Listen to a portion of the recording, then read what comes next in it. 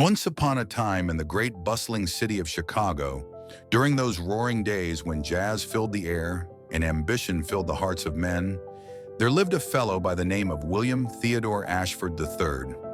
Now don't let that fancy name fool you, dear reader, for William was as poor as a church mouse and twice as hungry.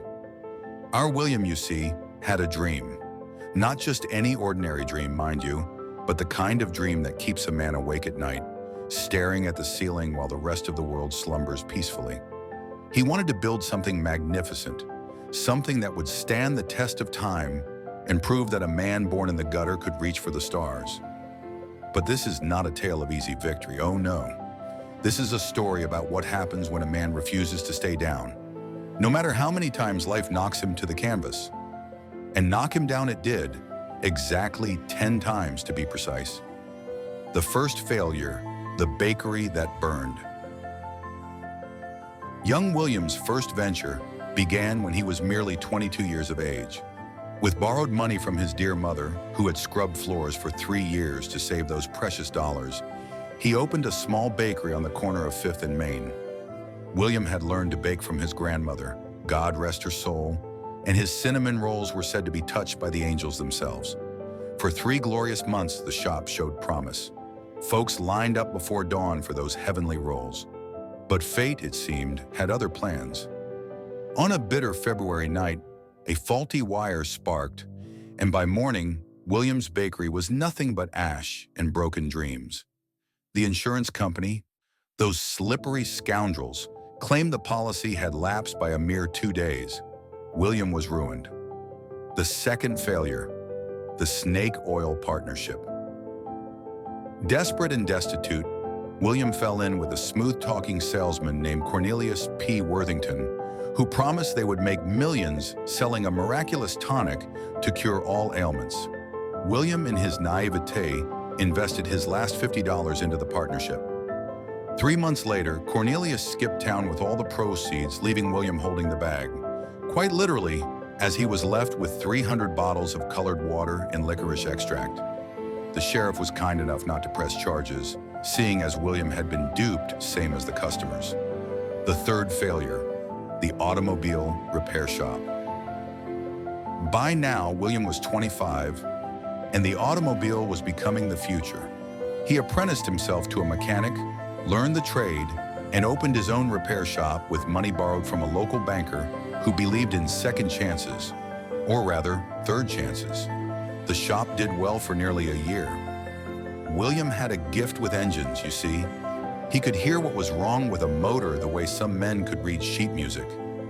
But then the Great War ended, and thousands of young men returned home, many of them trained mechanics from the motor pools. Competition grew fierce, prices plummeted, and William simply couldn't keep pace. The shop closed with debts that would take him 5 years to repay. The fourth failure, the speakeasy scheme. Now, dear reader, we arrive at the unfortunate period when prohibition held our nation in its temperance grip. William, I'm ashamed to say, attempted to open a speakeasy in the basement of a boarding house. This was not his finest hour, morally speaking, but desperation makes philosophers of us all. The venture lasted exactly 11 days before the local constabulary raided the establishment. William spent a week in the county jail, time he used to reflect upon his choices and vow to pursue only honest enterprise henceforth. The fifth failure, the newspaper that never was. Upon his release, William decided to start a community newspaper. He had always possessed a way with words, and he believed the neighborhood needed a voice. He spent 6 months writing, editing, and preparing his first issue, investing every penny into the printing costs. The night before the distribution, a rainstorm of biblical proportions flooded the warehouse where the papers were stored.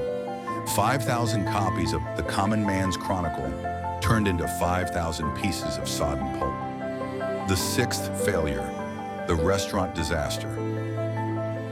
At 30 years of age, William tried his hand at a restaurant. Not a bakery this time, but a proper dining establishment serving honest American fare. He called it Ashford's Table, and he poured his heart into every detail. The checkered tablecloths, the friendly service, the generous portions. But William, bless his heart, was a better cook than he was a businessman.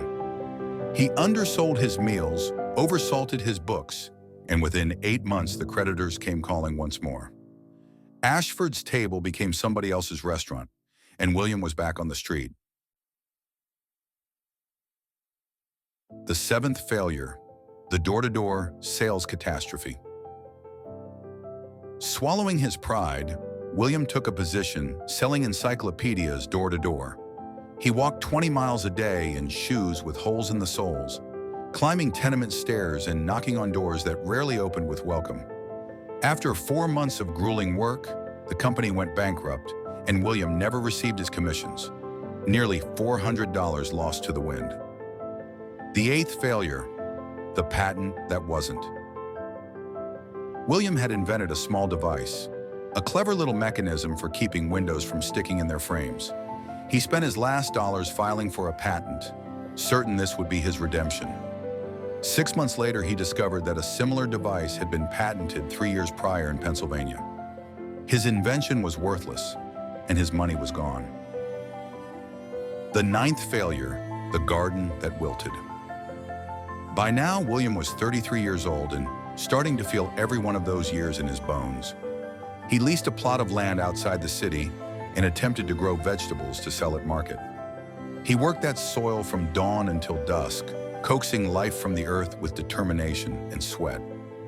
The crops grew beautifully until the grasshoppers came. They descended like a plague, and in 3 days they devoured everything.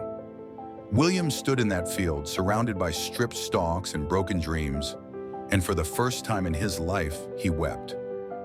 The 10th failure, the school that closed. William's 10th and perhaps most heartbreaking failure came when he attempted to open a small school for immigrant children.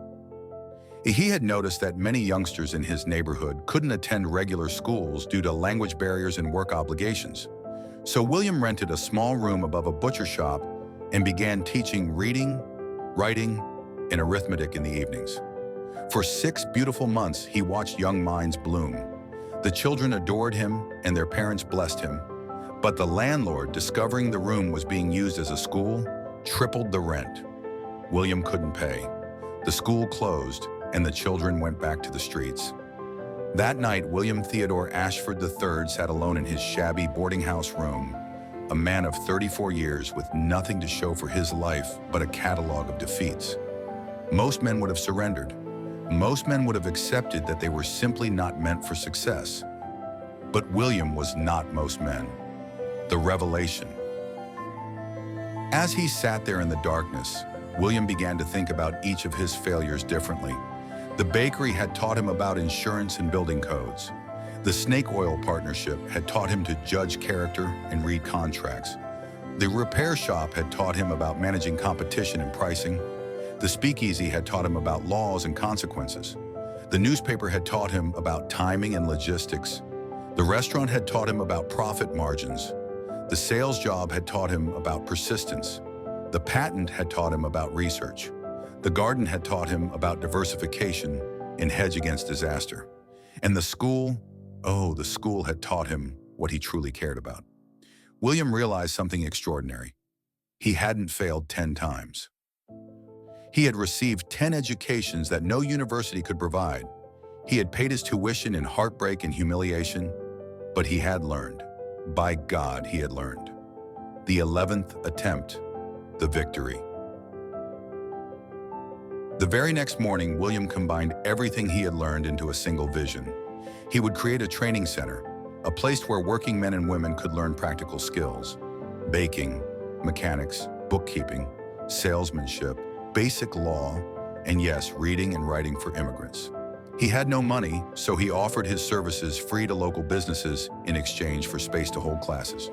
He had no materials, so he wrote to manufacturers and received donations of day-old bread for baking classes, old parts for mechanical classes, and outdated books for reading classes. He had no reputation, so he worked harder than 10 men combined, often sleeping only 3 hours a night. The first class had 7 students. The second had 12. By the end of the first year, over 200 people had passed through Ashford's Practical Institute. And these students, grateful for the opportunity, began to pay what they could. A nickel here, a dime there, sometimes just a loaf of bread or repaired tool. Within 3 years, William had a proper building. Within 5, he had 3 locations across Chicago. Within 10 years, the Ashford Institute had become a model copied in 17 states, providing practical education to over 50,000 working people annually. William Theodore Ashford III, who had failed spectacularly 10 times, had finally succeeded magnificently. The wisdom. When reporters asked the now distinguished Mr. Ashford about his remarkable success, he would smile that gentle smile of his and say, "Gentlemen, I didn't succeed despite my failures. I succeeded because of them." Each failure was a stepping stone, though I couldn't see it at the time. Each defeat taught me something essential. The man who opened that first bakery was a fool. The man who opened the institute was educated by failure, and that made all the difference. William lived to the ripe old age of 79, and when he passed, over 3,000 former students attended his funeral. The institute he founded continued for another 50 years, helping generations of Americans build better lives through practical education. Now, dear reader, I turn to you.